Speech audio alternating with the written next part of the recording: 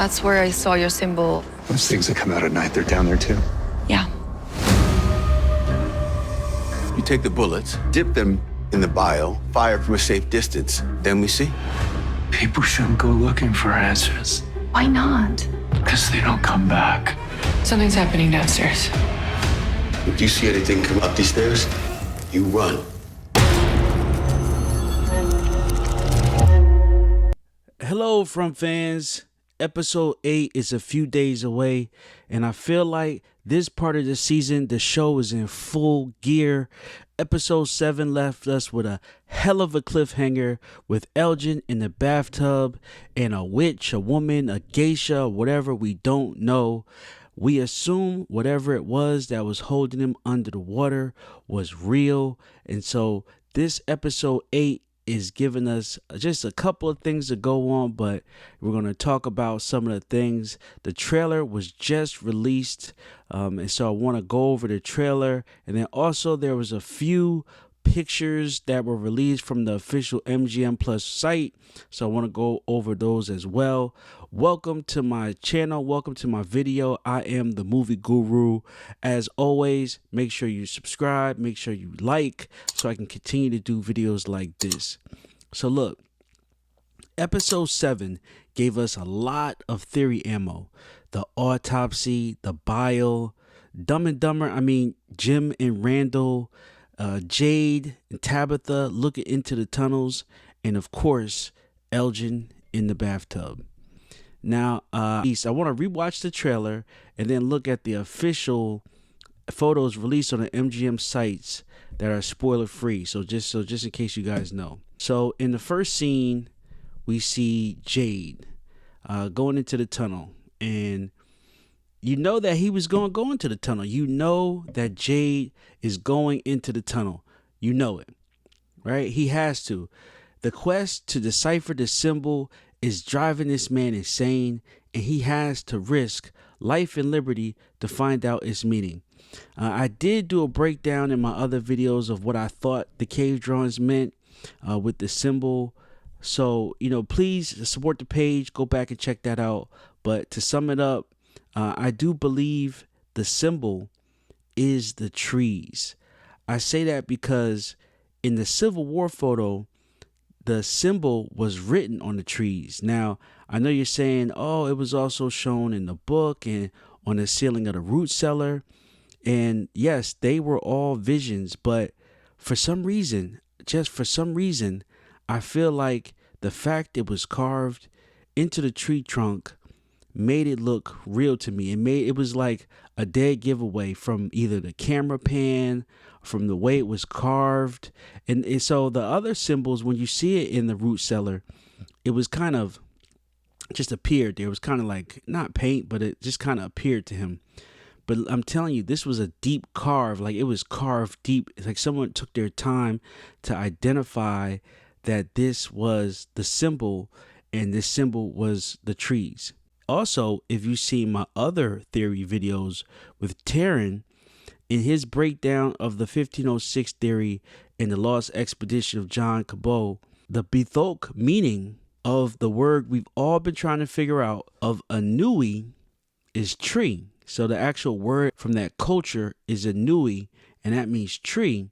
And come to find out that when they use a plural pronunciation of a word, they add a K to it, making it Ankui for the trees. And so that's really what I've sort of come to believe, that the symbol is the trees. And so of course Jade has to go into the cave. Now I don't want you guys to worry. Of course Jade won't die. I know that there's a lot of death and a lot of things that loom around in this show, but trust me, don't worry.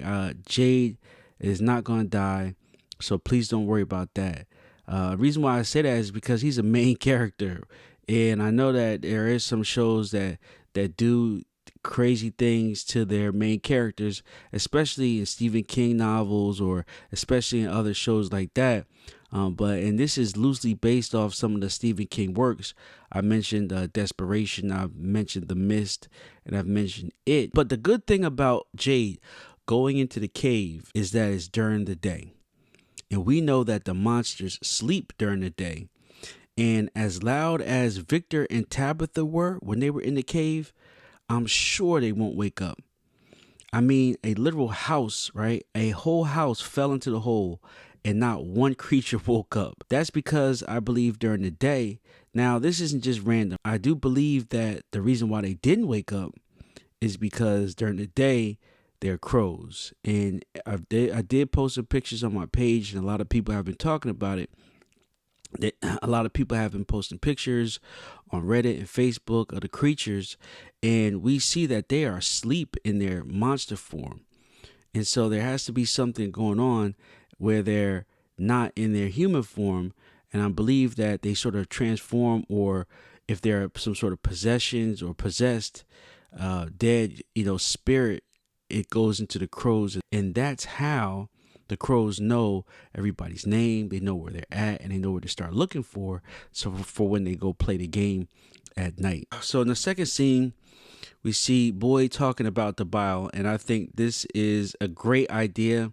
I think the bile idea is a great idea, and I do think that Boyd will for sure come up strong with another win for the team with the bile bullets. I mean, if you guys are familiar with some video games like Left 4 Dead, bile is a big part of those games. And for one, you throw the bile back at the creatures. I mean, just like in the game Left 4 Dead, there's a creature that spits out the bile, and it's like toxic or acid. But then also there's been some bile that's been collected, and they throw it back at the creatures in the video game called Left 4 Dead. And I would actually prefer that instead of doing something with, let's say, the bullets, I would prefer that they put it in some sort of vial and throw it at the creatures and maybe hit, splash on them and hit a lot of them at once.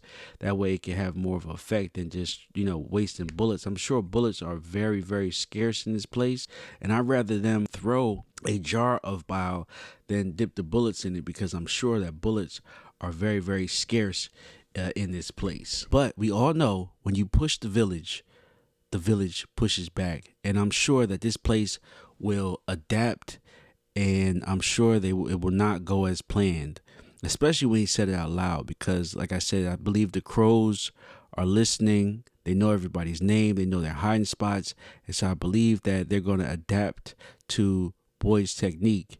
And since Smiley is dead, I believe the game will change, and Boyd won't even be able to get a chance to use the bile bullet. Now, the only thing I can think about that will change in the game is that the monsters might not come at night. And honestly, that would be a sigh of relief. I mean, the trauma and just the fear that is instilled in them from these things coming out at night is ridiculous. And I think that if the game changed, and let's say they go from level 1 to level 2 and the creatures don't come out at night, then that might be something that happens.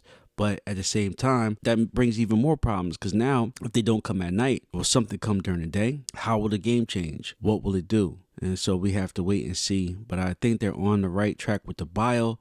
I think they have to plan, prepare, and strategize and come up with a trap. They need to definitely make more traps in the town to be more effective if they're going to become creature hunters and creature killers. I don't think Boyd got lucky, but I think that he pushed his luck with that stunt he pulled, because that's exactly what it was.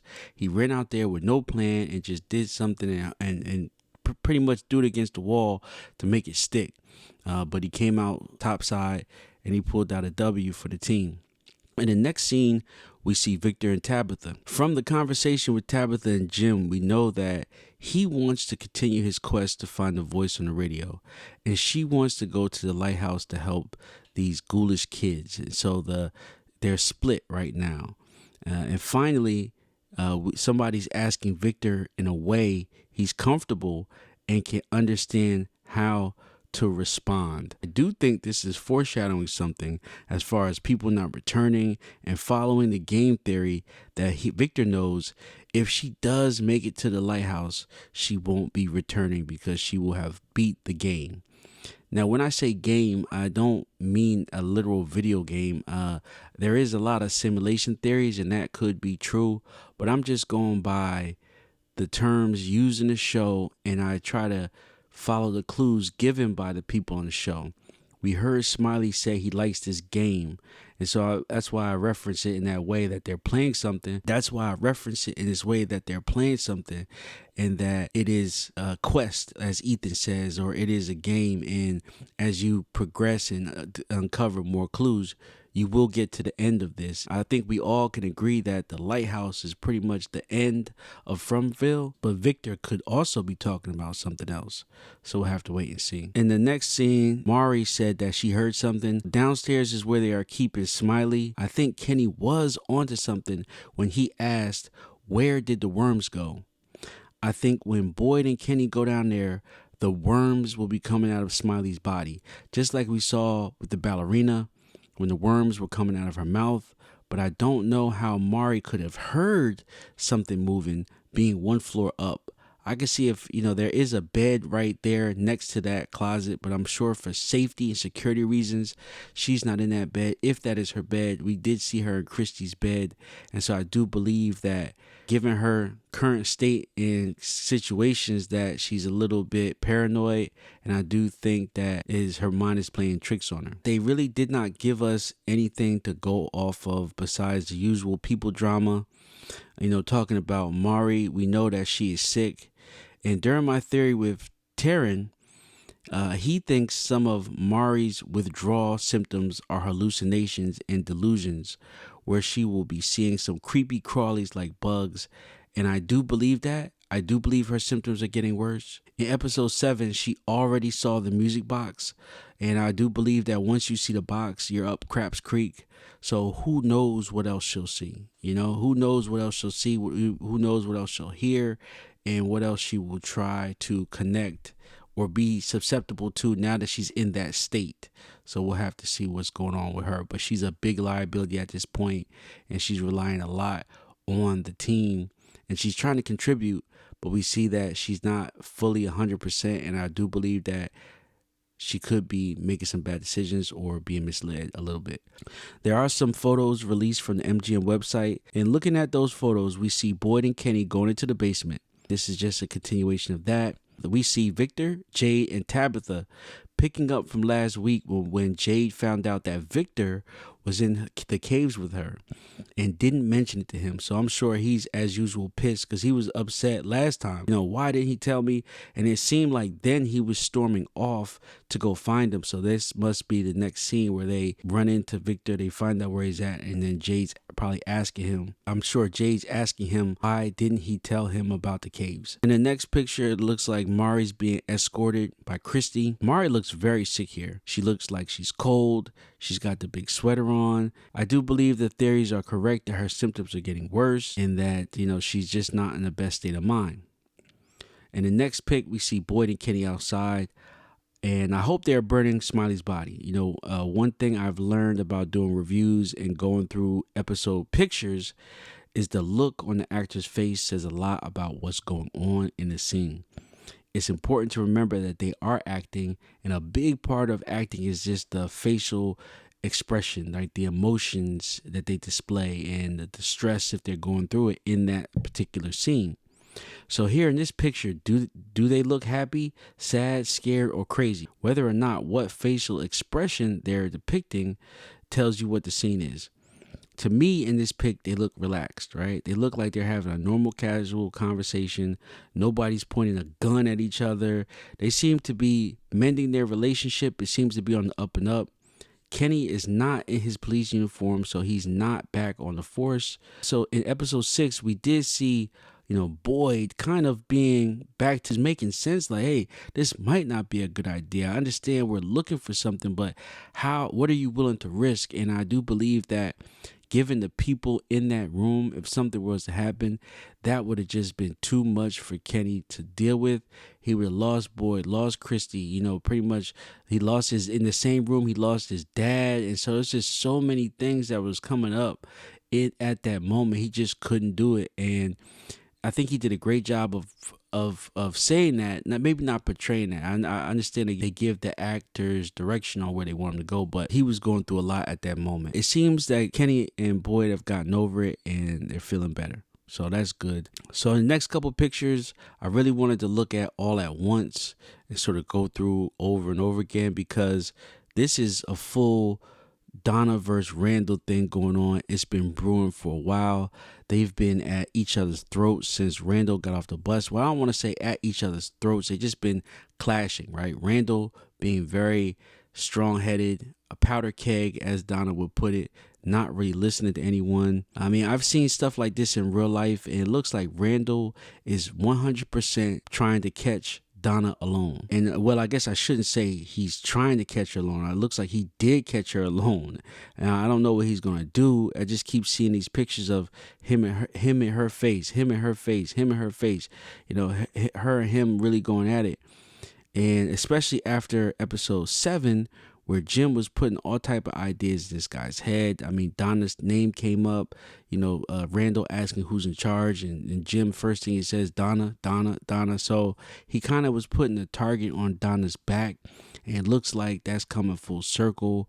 It looks like now that Randall has it in his head that whatever conspiracy theory is going on, that Donna is at the head of it, and that he needs to go for the head. I feel like he also wants to get her back for that axe attack at the colony house, and so he's really just stroking his fragile ego to regain control. But aside from the character, I did do an interview with the actor AJ Simmons, and contrary to Randall, he is a really nice guy. We had a really good conversation, and so I want to insert the clip here and let you guys hear what he said about episode 8. Without spoilers, what can you tell us about your role on the next episode?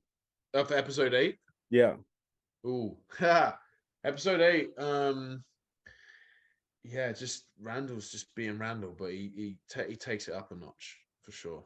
Okay, so that was AJ Simmons from the UK, the actor that plays Randall, and he was on my interview segment of the show. I've been blessed enough to be able to interview a couple of cast members from season 1 and season 2. I'm still waiting for my interview with Harold, aka Boyd, so I'm waiting for that, but hopefully that'll be coming soon.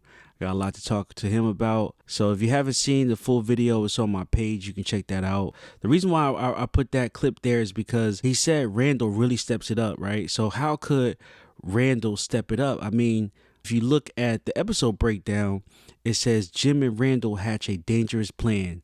And I don't know about you, but it looks pretty dangerous. I think that he's really out there looking to do something bad. He doesn't have his rifle with him, so I don't think it's anything like that. But fighting or just grabbing Donna, or I mean doing something to Donna, I think would really offset the colony house. We seen what happened last time Donna wasn't at the colony house. All hell broke loose. Ellis got stabbed. Rumors were flying around. Like, it was just chaos. So if she's not there, you already know all hell is gonna break loose there. So hopefully nothing happens to her. But this is a lot of confrontations.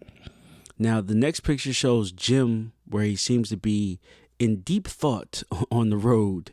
And he must be back by the RV in this scene because we see the long road behind him. And I can't tell what he's doing, but he's definitely shooting a breeze.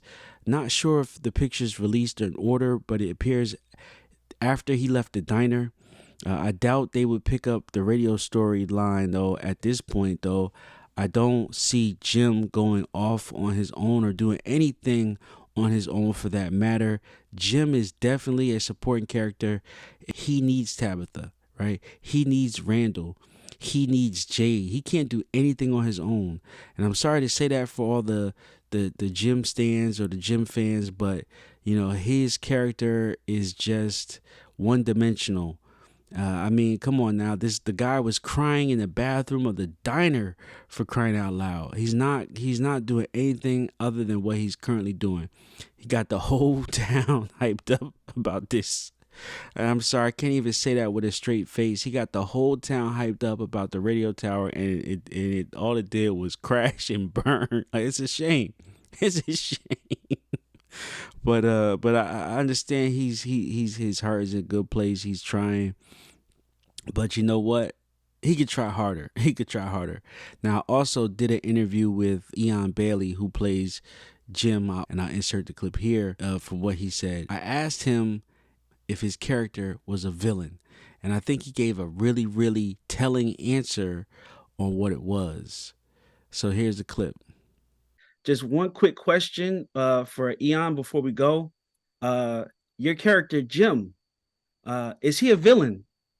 Oh. Oh, I'm sure a villain to some. Uh, is anybody ever really a villain? At uh, least in their own mind. Yeah, that's true. Well, listen, guys, thank you so much. It's been a pleasure speaking to you. I'm looking forward to season 2. Take care. All right. So, what do you think? What do you guys think? Do you think Jim is a villain? What do you think he's doing in this picture?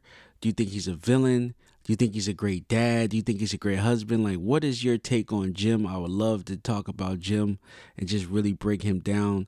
I always been suspicious of him. I did a video in the past where I basically asked, is Jim a villain? And that's what led to me asking him that in person. And so I would love to know if you agree with this, or you think he's the bee's knees. I don't know. So, okay, y'all. So this is a big warning. That's it for the non-spoiler section. Anyone that doesn't want spoilers for episode 8, here's your warning. This is your chance to click off. I appreciate you for watching this far. But right now, this next section, we getting into some deep theories. Okay. Now that that's out the way, I did my deep dives and found a few clips of some other happenings in episode 8. It looks like they did burn Smiley's body. So good job, guys. Great using your head. We see the picture where they got the wheelbarrow and it's obviously Smiley's body. And they got the gas can right there. So they're obviously taking him out. And with that picture from earlier, when it looked like Kenny and Boyd were talking, they must have been out there in the woods burning his body. We don't know why they're burning his body. I know that that's the smartest thing to do, but they obviously, remember Mari said she heard something. They go down there, and there is a scene where you kind of see the look on Donna's face. You see the look on Boyd's face, and it's like, man, what is that? And so it has to be something in there that they saw.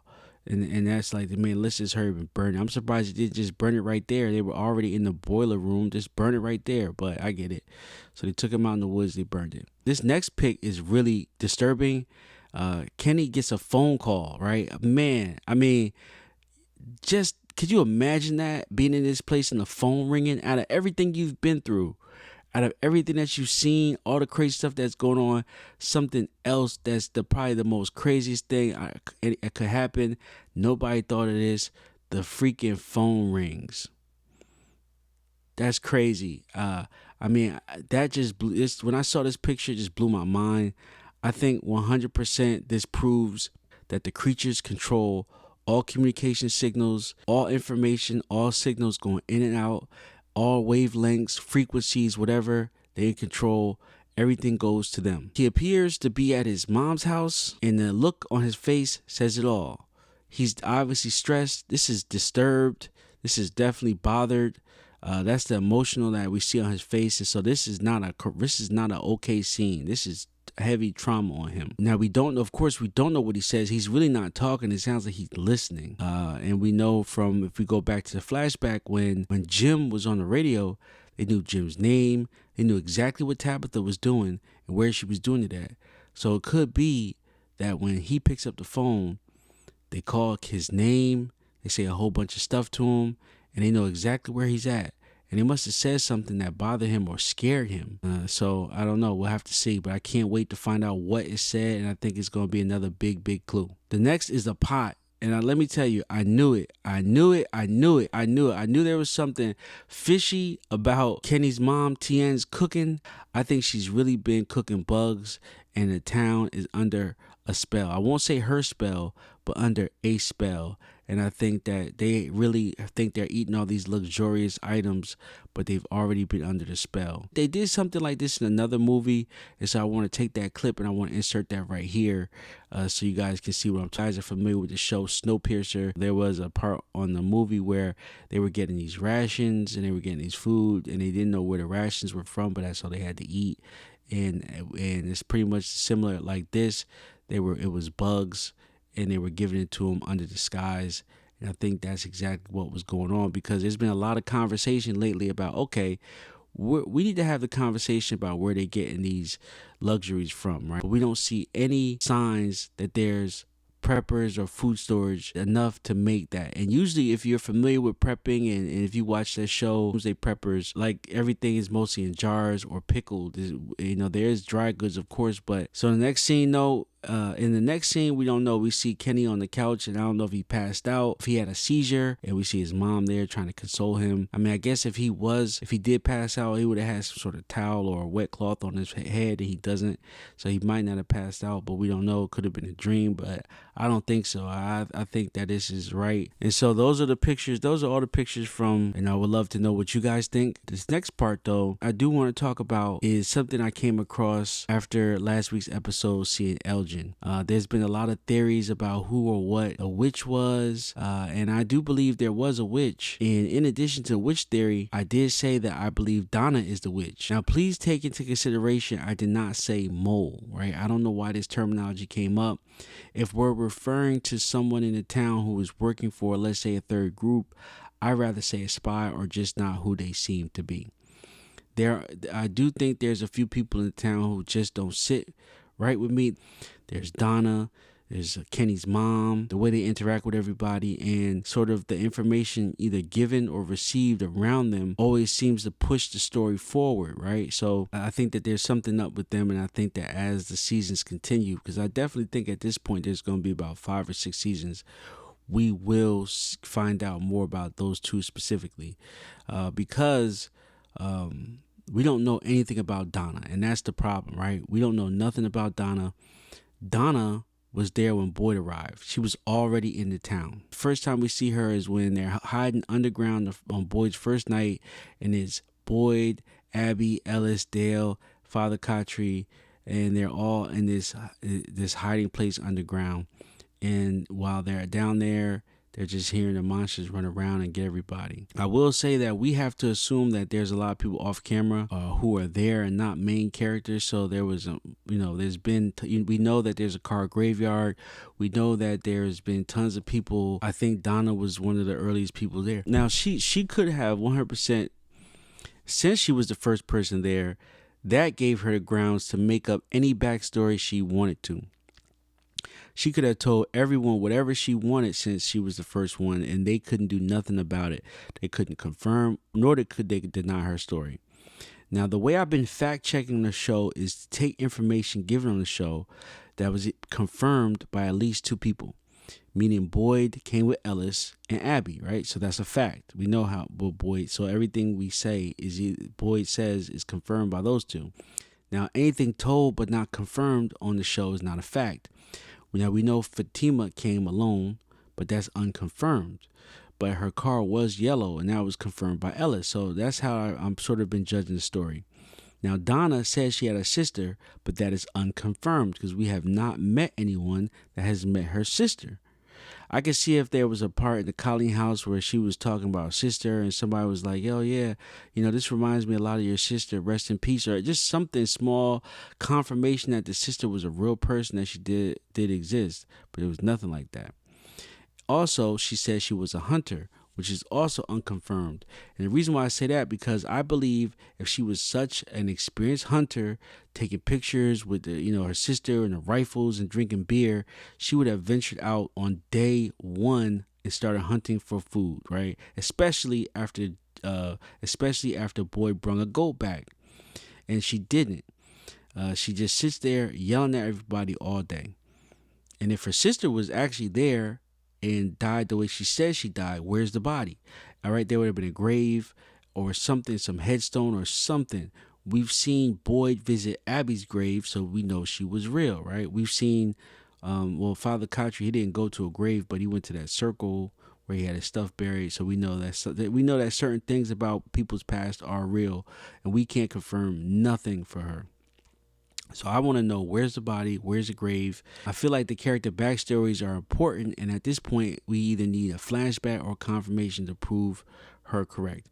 And without it, there's no evidence beyond a reasonable doubt, meaning other evidence that can offer a reasonable explanation that she is who she says she is. And until we get it, we cannot. So that's why I believe Donna is the witch, or not who she says she is. Also, Donna looks out for Victor a lot.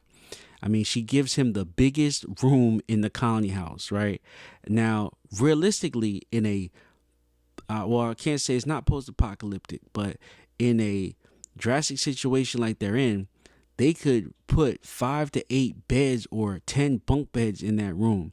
And wouldn't it be all safer to all sleep together anyway?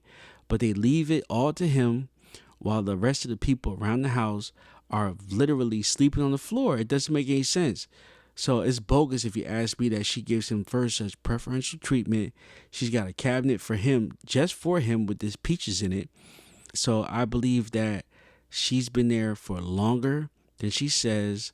And I believe the witch who is possessing her, and that witch has been here since before Victor, but took over Donna's body. And so that's why I do believe that Donna is not who she says she is. So look, great conversation. The series is really picking up. I'm really excited about where episode 8 could go. I'm really happy to review the trailer. I'm really happy to review the promo pictures and the pictures that I was able to find of episode 8 as well. Thank you guys to all the new subscribers.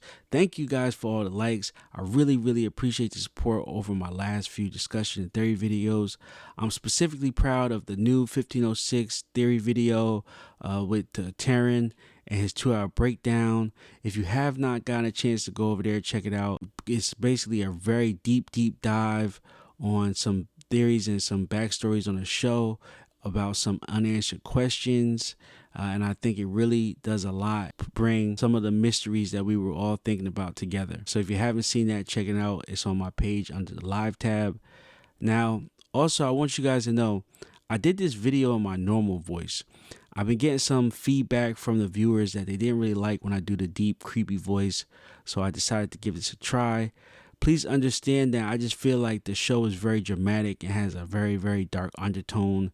And if you're like me, you watch most of your videos late at night, and I appreciate the dark content and the deep, dark, dramatic, sound of other channels like Fromland, Dark 5 and all that SPC stuff. And so I strive to add the drama to my content and just step it up a little bit past the casual reviewers. I feel like they're so happy-go-lucky and everything's a joke, and I just really wanted to do the show justice and bring a element to it, make it something else. So I believe the show's serious and needs to have a thing, if you know what I mean, to make it something. So let me know if you guys like the deep voice I've been doing on some of my earlier videos, or if you like for me to do reviews like this. I really appreciate that. Either way, thank you guys for watching. We'll see you after episode 8 on the post review. See you on the next episode.